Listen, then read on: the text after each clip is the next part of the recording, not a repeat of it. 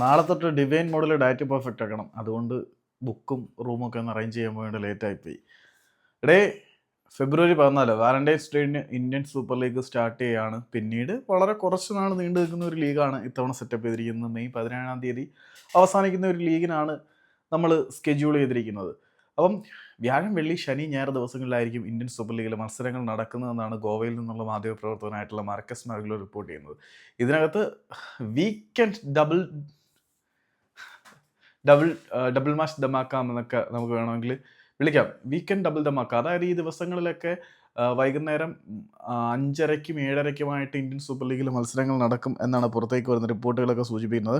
അപ്പം നിലവിലെ സാഹചര്യങ്ങൾ വെച്ച് നോക്കുകയാണെങ്കിൽ സാധാരണ വൈകുന്നേരം 5 മണിക്കും 7:30-നും ആയിരിക്കും ഇന്ത്യൻ സൂപ്പർ ലീഗിലെ മത്സരങ്ങൾ നടക്കുക. വ്യാഴം മുതൽ ഞായറാഴ്ച വരെയുള്ള തീയതികളിലായിരിക്കും മത്സരങ്ങൾ നടക്കുക. ഒരു ദിവസം 2 മത്സരങ്ങൾ ഉണ്ടായിരിക്കും.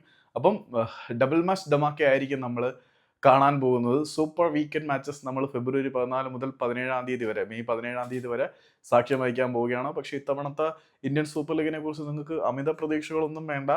പല ടീമുകളും ഇപ്പോൾ ചെന്നൈ സൂപ്പർ കിങ്സും ചെന്നൈ എഫ്സിയും കേരള ബ്ലാസ്റ്റേഴ്സും ഒക്കെ ഓൾ ഇന്ത്യ 11-ആയിട്ടാണ് നടക്കുന്നത്. ഒഡീഷ എഫ്സിയുടെ ഒരു സ്റ്റേറ്റ്മെന്റ് വന്നിട്ടുണ്ട്. അത് ഞാൻ നോക്കിയിട്ട് വീഡിയോ ചെയ്യാം.